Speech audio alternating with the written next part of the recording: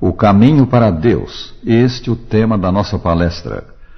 Errar num negócio, num empreendimento, numa decisão quanto à presente vida pode causar dano e ser desagradável, mas é mal relativo que pode ser reparado. Errar definitivamente o caminho para Deus, para o céu, é mal incalculável e também irremediável. Como disse Jesus, pois que aproveitará o homem se ganhar o mundo inteiro e perder a sua alma? São Mateus 16, 26. Qual é o caminho para Deus? A prática de boas obras, fazer grandes penitências, pertencer a uma dada igreja, fazer-se membro de um dos 5.000 cultos e divisões de ocultismo que brotaram no mundo nesses últimos anos? Para responder a esta pergunta, deixamos falar o Senhor Jesus Cristo. Ele diz: Eu sou o caminho.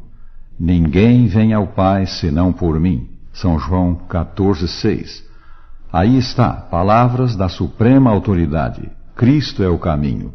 Não há chegar a Deus, nem alcançar o céu, senão por Ele.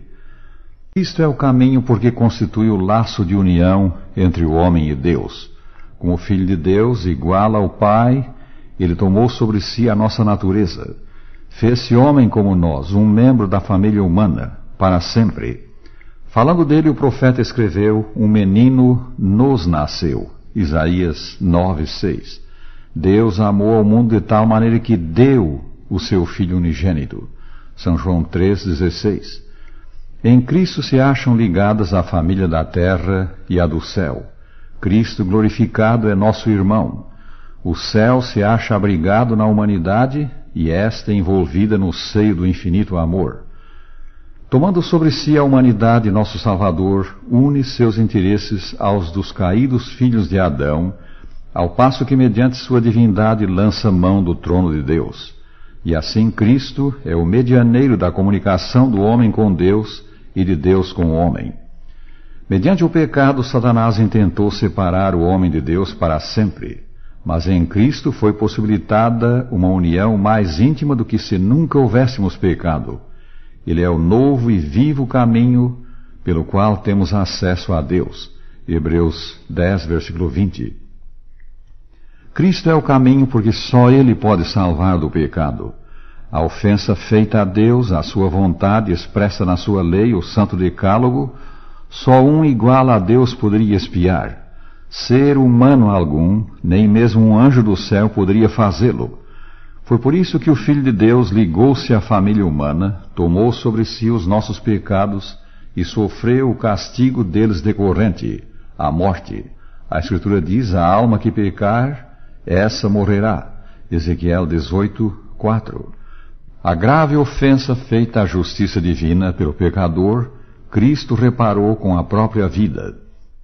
Só o sacrifício dessa vítima, voluntária vítima divino-humana, só os infinitos méritos de quem fez tal sacrifício são aceitos por Deus para nos conceder perdão e salvação.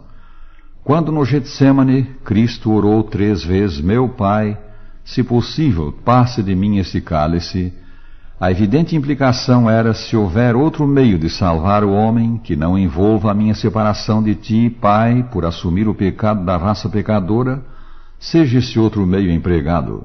Mas não havia. E Deus não pôde ouvir a súplica de seu Filho.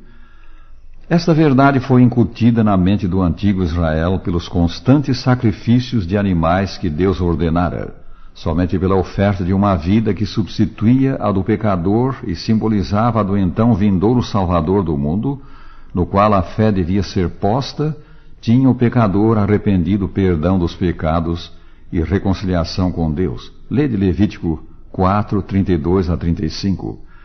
O Novo Testamento diz: sem derramamento de sangue não há remissão. Hebreus 9, 22. O sangue de Cristo, representando a oferta da sua vida imaculada, é o que tem valor diante de Deus para a salvação. É a eficácia desse sangue que o Novo Testamento atribui à salvação dos pecados. Logo, muito mais agora, escreveu São Paulo, sendo justificados pelo seu sangue, seremos por ele salvos da ira. Romanos 5, 9. No qual temos a redenção pelo seu sangue, a remissão dos pecados segundo a riqueza da sua graça. Efésios 1, versículo 7. A salvação envolve a criação em nós de uma nova natureza, e só o Deus Criador é capaz de operar esse milagre. Cristo, nosso divino humano Salvador, dá-nos essa natureza. Se alguém está em Cristo, é nova criatura, segundo Coríntios 5:17. Porque Cristo é Deus, Ele pode salvar totalmente os que por Ele se chegam a Deus. Hebreus 7:25. No original, a palavra traduzida por totalmente é pantelês, que significa completamente e também para todo sempre. Cristo pode livrar de todos os pecados para sempre. Ele salva, liberta da escravidão em que se encontram adúlteros, fornicários, assassinos, bêbados, viciados no fumo e outras drogas. Ele salva o corpo e salva a alma, isto é, os instintos, emoções, desejos. Salva o espírito, no sentido de mente, da inteligência. Cristo purifica o coração, a consciência, a imaginação. Ele faz do maior pecador um fiel filho de Deus. Só Ele é capaz de fazê-lo, e consequentemente só Ele é o caminho para o céu. Cristo é o caminho para Deus porque é o modelo do que o homem deve ser. Ele demonstrou na sua humanidade o viver que agrada a Deus. Nas palavras do apóstolo João, aquele que diz que permanece nele, esse deve andar assim como ele andou, está implicado que Cristo é o nosso exemplo. O apóstolo Paulo diz, porquanto aos que Deus de antemão conheceu, também os predestinou para serem conformes à imagem do seu Filho. Romanos 8:29. Cristo é o nosso exemplo de obediência, de vida perfeita. Ele não cometeu pecado, nem dolo algum se achou em sua boca. 1 São Pedro 2:22. Ele é o exemplo de humildade. Após lavar os pés aos discípulos, ele disse, eu vos dei o exemplo para que como eu vos fiz, façais vós também. São João 13, 14 e 15. O Senhor Jesus Cristo é o exemplo de amor. A suprema demonstração do seu amor para com o homem caído em pecado foi o haver ele padecido por nós e por nós dado a vida. No dizer de São Paulo, Cristo me amou e a si mesmo se entregou por mim. Gálatas 2, versículo 20. A verdade de que somente um caráter semelhante ao de Cristo é aceitável a Deus foi ensinada também pela declaração de São Paulo, estou crucificado com Cristo, logo já não sou eu quem vive, mas Cristo vive em mim. Gálatas 2:20. Notemos, já não sou eu quem vive, mas Cristo vive em mim. O cristão verdadeiro é aquele que crucificou o velho homem, a velha maneira de viver, e pela presença de Cristo no coração vive como Cristo viveu, procede como ele procedeu. Na mesma carta aos cristãos da Galácia, que haviam em certa medida abandonado a verdadeira fé, o apóstolo expressou a sua preocupação porque voltassem a ser o que Deus quer. Disse o zeloso pastor das ovelhas de Deus, meus filhos, por quem de novo sofro as dores de parto, até ser Cristo formado em vós. Capítulo 4, 19.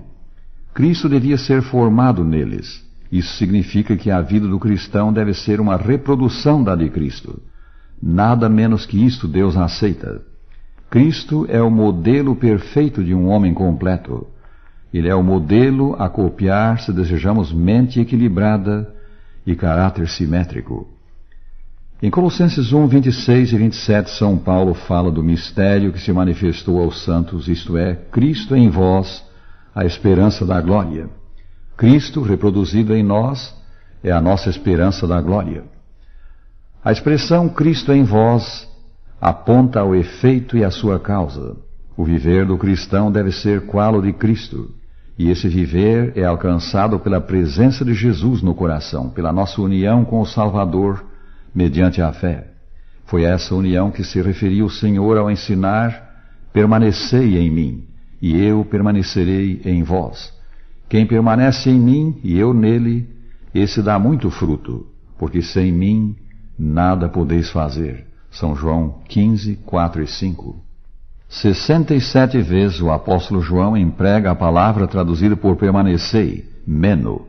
Ela se refere à união que há entre Cristo e Deus Pai e a do cristão com o Salvador.